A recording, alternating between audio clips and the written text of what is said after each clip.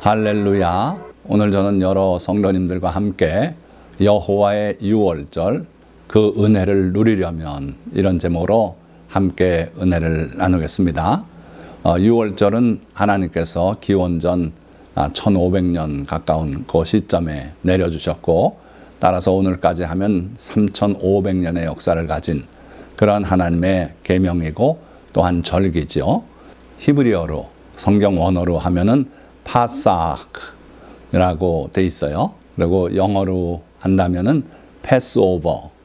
그래서 여러분들 아시겠지만 유월절이란 뜻이 넘어간다, 넘어가는 절기다, 이런 의미인데, 오늘 우리가 두 단락으로 나눠서 첫째 단락에서는 여호와의 유월절의 내용을 하나님의 말씀 따라 살펴보도록 하고, 그리고 둘째 단락에서는 그 여호와의 유월절의 은혜를 우리가 누리려면 어떻게 해야 될 것인가, 이렇게 해서 두 단락으로 말씀을 증거하겠습니다.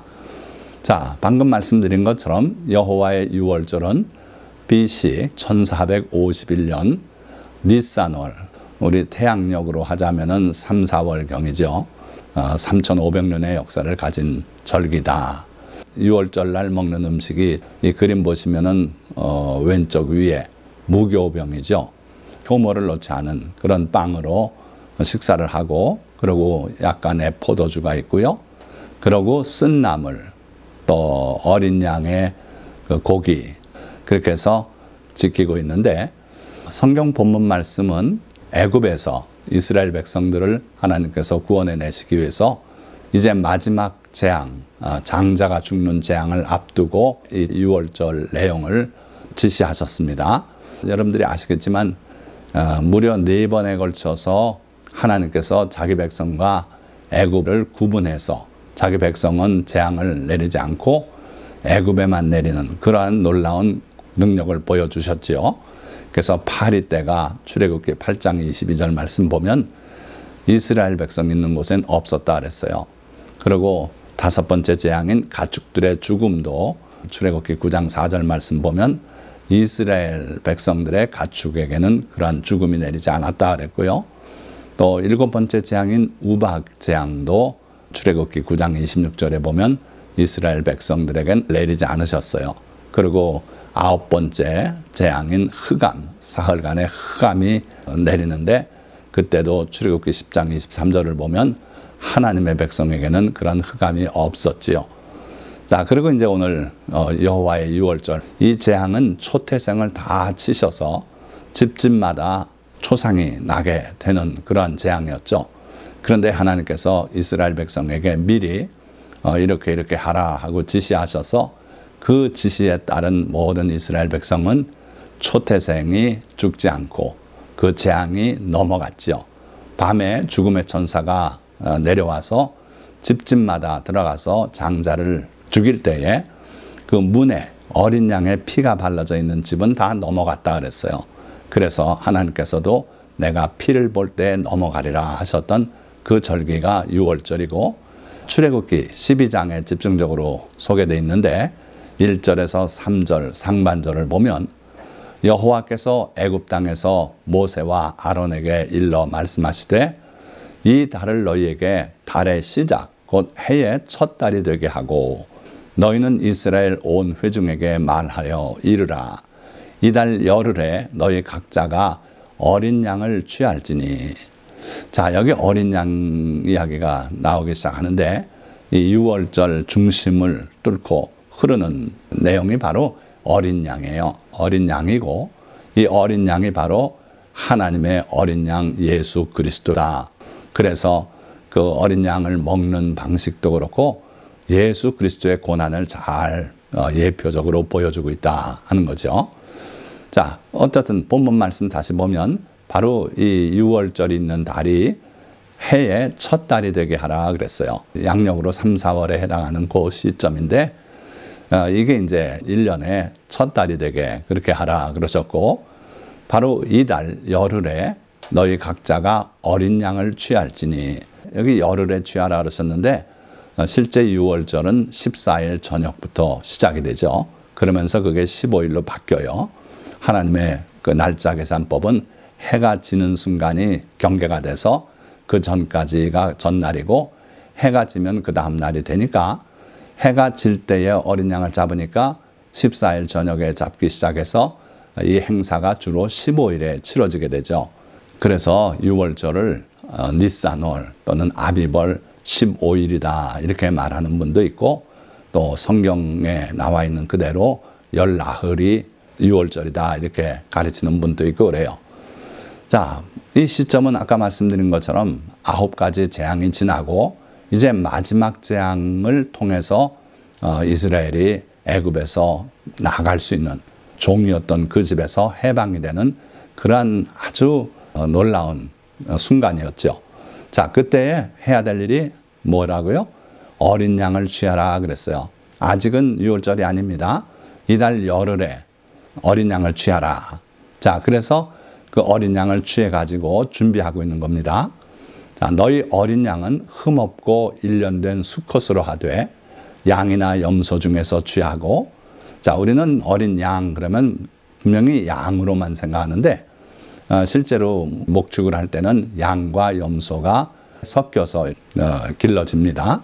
그래서 일련된 순양으로 하든지 일련된 숫염소에서 취하라 하는 거예요. 다만 흠없고 일련된 것으로 해라. 그리고 수컷으로 해라. 이렇게 하나님께서 정확하게 제한을 두셨어요. 자, 그래가지고 그 열흘날에 취한 어린 양을 이달 열 나흔날까지 간직하였다가 해질 때에 이스라엘 회중이 그 양을 잡고 이렇게 해서 유월절이 바로 열 나흘날이에요. 자, 그런데 왜 양을 나흘이나 먼저 선택하게 하셨는가? 하나님의 어린 양 예수 그리스도가 순간적으로 아무나 붙잡아서 그리스도가 되게 하신 게 아니라는 거예요. 그러니까 하나님께서 미리 태고적부터 택하고 하나님의 아들이신 그분을 모든 것이 다 맞은 그때에 이 땅에 보내어서 우리를 위해서 돌아가게 하시고 구원의 길을 여셨다 하는 예표가 되는 거죠. 어떻든 열흘날에 선택한 그 양을 애지중지 잘 데리고 있다가 열 나흔날에 그 양을 잡아요. 그래가지고 그 다음 말씀 보니까 그 피를 양을 먹을 집 좌우 문설주와 인방에 바르고 그 밤에 그 고기를 불에 구워 무교병과 쓴 나물과 아울러 먹되. 자, 이게 바로 유월절의 핵심 아닙니까? 그 양을 잡아서 그 피를 양을 먹을 집 좌우 문설주와 인방에 바르라 그랬어요. 문설주는 기둥이니까 좌우 두 개 기둥이 있겠고 인방은 저 위에 부분 가로질르는 거기에 피를 바르라 그랬어요. 그리고 그 밤에 그 고기를 바로 그 집 안에서 나가지 말고 거기에서 불에 구워서 그 고기를 무교병과 쓴 나물과 아울러 먹되. 자, 무교병은 효모가 들지 않은 그런 빵이고 이 애굽에서 나가는 그날 밤이 매우 급하게 진행됐다는 거예요. 그래서 효모를 넣어서 부풀려서 그럴 시간이 없고 그대로 밀가루 반죽만 해서 구워 먹는 그런 일이 벌어져서 그걸 기억하라고 그렇게 하셨고요. 쓴 나물과 아울러서 먹으라 그러셨어요. 출애굽기 12장 9절에서 10절 말씀 보니까 날 것으로나 물에 삶아서 먹지 말고 머리와 다리와 내장을 다 불에 구워 먹고 아침까지 남겨두지 말며 아침까지 남은 것은 곧 불사르라. 자, 아까 유월절 행사가 예수 그리스도의 고난을 예표한다 그랬는데 그 내용을 자세히 보면 그렇지 않습니까? 처음에는 왜 하나님께서 이렇게 시키셨는가? 굳이 불에 구워 먹어야 될 이유가 뭔가? 큰 가마솥 거기다 물을 끓여서 펄펄 끓이다가 그 양을 삶아서 뜯어 먹어도 되지 않겠나? 뭐 여러 가지 생각이 들 수 있어요. 또 아침까지 남겨두지 말며 그거 좀 남으면 싸가지고 같이 가져나가면 되지 않는가? 뭐 이런 생각도 할 수 있고요. 그런데 하나님께서는 아침까지 남겨두지 말며 아침까지 남은 것은 곧 불사르라. 절대로 밖으로 내보내지 말라는 거예요. 어린 양의 피를 바른 그 집, 거기에서만 이걸 먹고 가져나가지 마라. 자, 그래서 이제 여러 가지 그 궁금증이 있고 이 말씀을 깊이 묵상하고 보니까 결국 머리와 다리와 내장을 다 먹어라. 이게 예수 그리스도는 말씀 아니십니까? 태초에 말씀이 계시니라. 그 말씀이 하나님과 함께 계셨으니 그 말씀이 곧 하나님이시니라. 우리 하나님도 그의 입에서 나오는 모든 말씀으로 너희가 살리라고 하셨는데, 자, 여기서 우리가 주의하고 관심을 두어야 될 것은 모든 말씀이에요. 그래서 예수님의 교훈, 우리 아버지 하나님의 그 모든 계명과 율례들 그 하나도 버릴 게 없다는 거예요. 그래서 모든 말씀, 그러니까 머리와 다리와 내장을 다 불에 구워 먹어라. 또 물에 삶아 먹지도 말고 날 것으로 먹지 말라. 왜 그러냐면 예수님께서 십자가에서 당하신 그 고난이 불에 타는 듯한 고난이었다. 이걸 기억하도록 구워서 먹으라. 그리고 아침까지 남겨두지 말고 남은 것은 불사르라. 이것은 요한복음 14장 19절의 말씀. 세상은 나를 다시 보지 못할 것이로되 너희는 나를 보리니 이는 내가 살았고 너희도 살아 있겠습니다. 이렇게 말씀하시지 않았어요? 그러니까 이제 예수 그리스도께서 십자가에 못 박혀 돌아가시고 그 이후에는 예수님은 우리에게 다친 은혜로만 주어지신다. 그러니까 세상에 모든 사람에게 나타나 보이시고 이런 일은 없다. 믿음 안에서 우리에게 나타나시고 우리에게 은혜를 베푸시는 그런 주님이시다. 이걸 기억하시기 바랍니다. 이어서 11절 말씀을 보니까 너희는 그것을 이렇게 먹을지니 허리에 띠를 띠고 발에 신을 신고 손에 지팡이를 잡고 급히 먹으라. 이것이 여호와의 유월절이니라. 자, 애굽에서 10가지 재앙을 하나님이 내리시고 이스라엘 백성을 이끌어내시는 그 순간이 얼마나 긴박하게 진행되었는지를 기억하도록 이스라엘 백성들에게 그 유월절을 이런 자세로 먹으라는 거예요. 허리에 띠를 띠고 발에 신을 신고 손에 지팡이를 잡고 급히 먹으라. 그러니까 어느 순간에 바로가 빨리 나가라고 할지 모르는 그 순간에 지금 이 일이 진행되고 있기 때문에 언제든지 바로 나갈 수 있도록 그렇게 준비하고 먹으라는 거예요. 자, 이 말씀은요, 우리 신약 성도들에게도 마찬가지입니다. 우리가 언제 주님이 오실는지 모르는, 그래서 등불을 들고 오시는 신랑을 맞으려고 성문 밖에 나가 기다리는 그 처녀들처럼 그런 자세로 예수님을 믿으라는 거예요. 어느 순간에 오시든지 우리는 늘 깨어서 주님을 바라보고 그날을 사모하며 살아가야 될 줄 믿습니다. 자, 그래서 허리에 띠를 띠고 그렇게 먹으라 그러셨고 12절 내가 그 밤에 애굽 땅에 두루 다니며 사람이나 짐승을 막론하고 애굽 땅에 있는 모든 처음 난 것을 다 치고 애굽의 모든 신을 내가 심판하리라. 나는 여호와라. 자, 그날 밤 하나님께서 하시고자 하는 일은 온 애굽 땅에 모든 집에 다 들어가서 짐승이나 사람이나 막론하고 모든 처음 난 것을 다 치고 또 애굽의 신에게도 심판을 내리고자 한다. 그러니까 우리는 이걸 당하면 안 되지 않겠습니까? 그러니까 마지막 10번째 재앙, 이 재앙이 우리에게는 닥치지 않도록 하나님의 계명대로 실천을 해야 된다 하는 거예요. 출애굽기 12장 13절 말씀에는 내가 애굽 땅을 칠 때에 그 피가 너희가 사는 집에 있어서 너희를 위하여 표적이 될지라. 자, 여기 표적은 영어로 하니까 토큰이라고 돼 있어요. 여러분들 버스 탈 때 이전에는 그렇게 토큰, 동전 같은 거 가운데 구멍이 뚫린 거, 그걸 사가지고 있다가 하나 그 함에다 넣고 타고 했죠. 이게 토큰입니다. 그러니까 이미 그 대가를 다 치렀다 하는 증거물이 되는 거죠. 그래서 뭐가 그런 토큰이 되는가, 표적이 되는가? 그 피가, 어린 양의 피, 열흘날 택해서 나흘 동안 데리고 정이 들었다가 그 양을 잡아서 그 양의 피를 받아가지고 집 인방과 문설주에 바른 그것이 표적이 될 것이다. 지위나 재산이나 또는 남자다, 여자다 이런 것이 우리가 구원받는데 토큰이 되겠습니까? 그렇지 않습니다. 우리의 지식이나 신앙 연륜이나 이런 것들이 또 구원받는 데 있어서 토큰이 되겠습니까? 그렇지 않죠. 그럼 뭐가 토큰이 된다고요? 우리가 사는 집에 발라져 있는 그 어린 양의 피, 우리 신약 성도로 말한다면 예수 그리스도의 보혈이 우리에게 발라져 있는가, 이것이 구원의 증표가 된다 하는 거예요. 내가 피를 볼 때에 너희를 넘어가리니 재앙이 너희에게 내려 멸하지 아니하리라.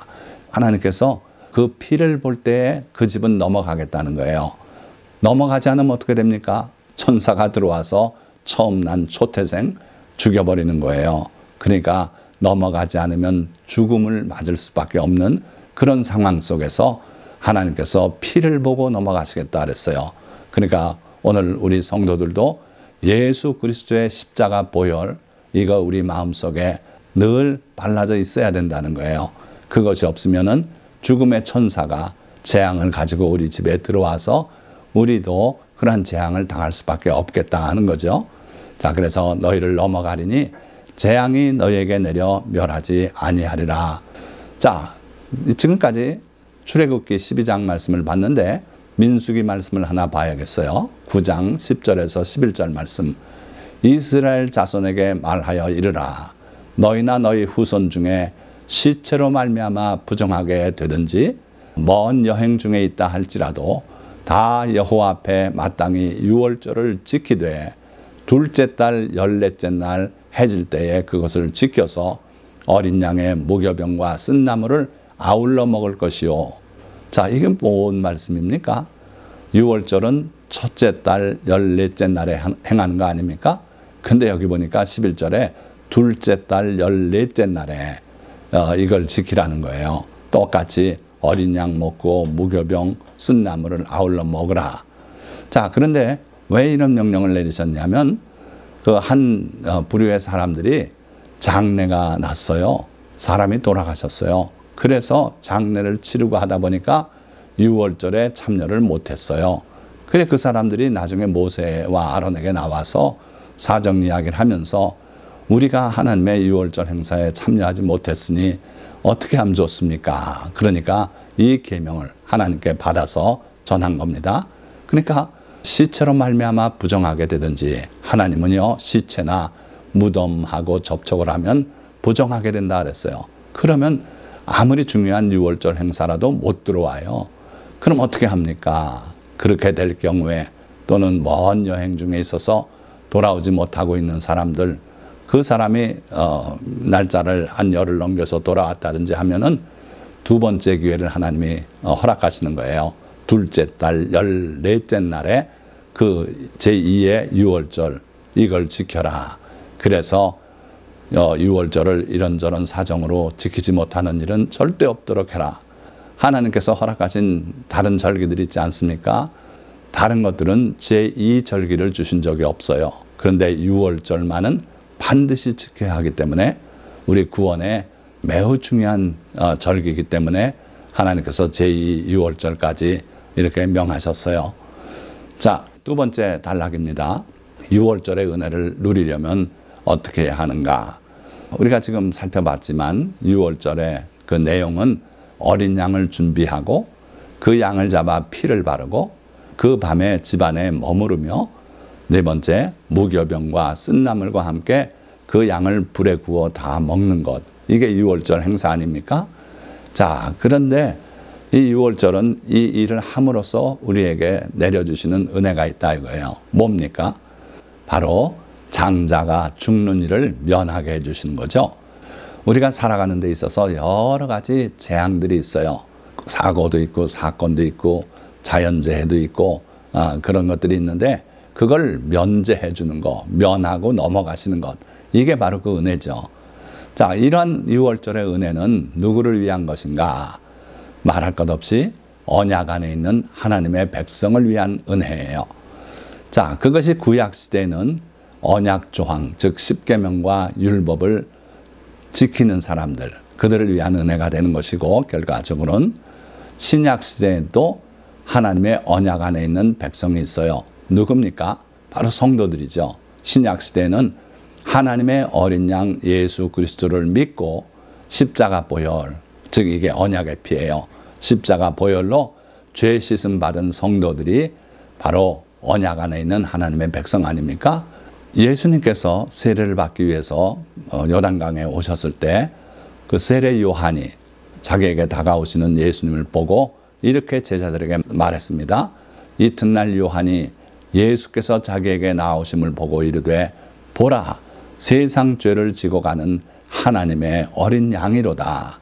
바로 예수 그리스도를 가장 적합하게 표현한 세례 요한이었어요. 그래서 세상 죄를 지고 가는, 우리의 모든 죄를 담당하고 그 죄를 해결하기 위해서 오신 분이 예수님이시고, 그 예수님을 가장 적절하게 예표로 주신 것이 바로 유월절 행사였어요. 그래서 보라, 세상 죄를 지고 가는 하나님의 어린 양이로다. 유월절 어린 양이란 뜻이에요. 그래서 우리 예수 그리스도를 믿는 성도들은 바로 이 어린 양의 보혈, 어린 양의 피, 예수 그리스도의 보혈을 믿음으로써 하나님과 언약 관계에 들어가는 것이고, 그 보혈로 영적 구원뿐 아니라 모든 재앙에서 면제함을 받을 수 있다는 거예요. 넘어감의 은혜를 구할 대상은 과연 무엇인가? 뭘 이 유월절을 통해서 우리가 하나님께 구할 수 있게 되는 것인가? 말씀드린 것처럼 온갖 사건들, 여기 교통사고 얼마나 많은 분들이 이 해를 입지 않습니까? 1년에만 해도 우리 한국에서도 10,000명 이상이 교통사고로 사망을 해요. 사망까지는 아니라도 그 교통사고 후유증으로 시달리는 분이 참 많지요. 이것 하나의 재앙입니다. 그런데 이런 온갖 사고, 자연재해 또는 재앙, 이런 모든 것에서 넘어가는 은혜를 우리가 구할 수 있다는 거예요. 자, 이 유월절의 넘어감의 은혜의 대상이 되는 내용을 시편 91편이 참 잘 소개하고 있어요. 새 사냥꾼의 올무에서 우리를 건져주실 것이다. 새 사냥꾼의 올무, 요즘으로 말하면 사기꾼 같은 사람들, 우리를 걸어 넘어지게 하려고 그렇게 속임수를 미리 준비하고, 이런 사람들에게 빠져서 어려움을 겪는 분들이 참 많지 않습니까? 요즘 주식 사기라든지 또 부동산 사기, 전세 사기 많아요. 그런 일에 걸리지 않게 여러분들이 하나님께 구할 수 있다는 거예요.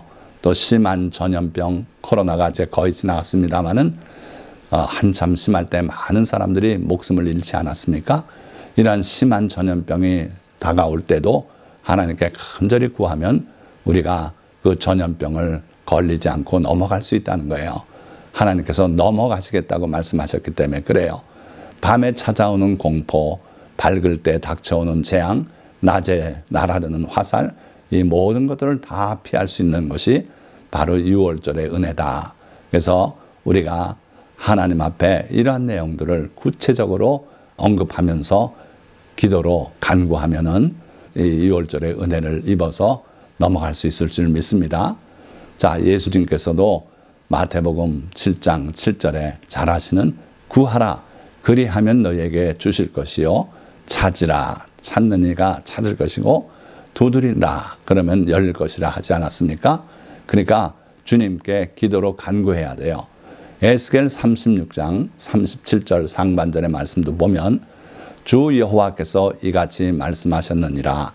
그래도 이스라엘 족속이 이같이 자기들에게 이루어 주기를 내게 구하여야 할지라. 기도로 간구해야 된대요. 하나님이 약속을 주셨더라도 그것을 간구하지 않으면은 하나님께서 행하지 않으실 수 있다는 거예요. 그래서 유월절 은혜가 우리에게 약속으로 주어졌지만 그래도 그것을 우리가 하나님께 늘 기도로 간구해야 그 은혜를 맛볼 수 있다는 거예요. 자, 말씀을 맺겠습니다. 하나님은 애굽에 내리실 마지막 재앙에 앞서 여호와의 유월절 계명을 명하셨고, 그들은 이 계명을 실천함으로써 초태생들이 죽는 재앙을 면하고 애굽을 떠날 수 있었습니다. 유월절은 준비하고 간직했던 어린 양을 잡아 그 피를 문설주와 인방에 바르고 급히 떠날 준비를 하고 어린 양을 불에 구워 무교병과 쓴 나물과 함께 먹는 것입니다.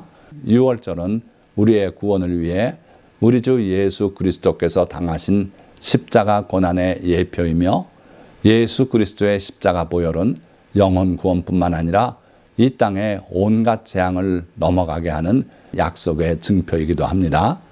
다만 그 은혜를 누리려면 주님을 믿는 믿음 위에서 유월절에 넘어가는 은혜를 간구함이 있어야 합니다. 오늘 이 설교 말씀을 들은 모든 성도님들은 이와 같이 유월절 어린 양 예수 그리스도의 그 십자가 고난을 기억하시고 그걸 믿고 영혼 구원뿐 아니라 또 넘어가는 그 모든 은혜를 주님께 간구함으로 여러분들의 생애에 재앙이 여러분들을 괴롭히지 못하고 다 넘어가는 그러한 복을 누리시기를 예수 그리스도의 이름으로 간절히 축원드립니다. 기도하겠습니다.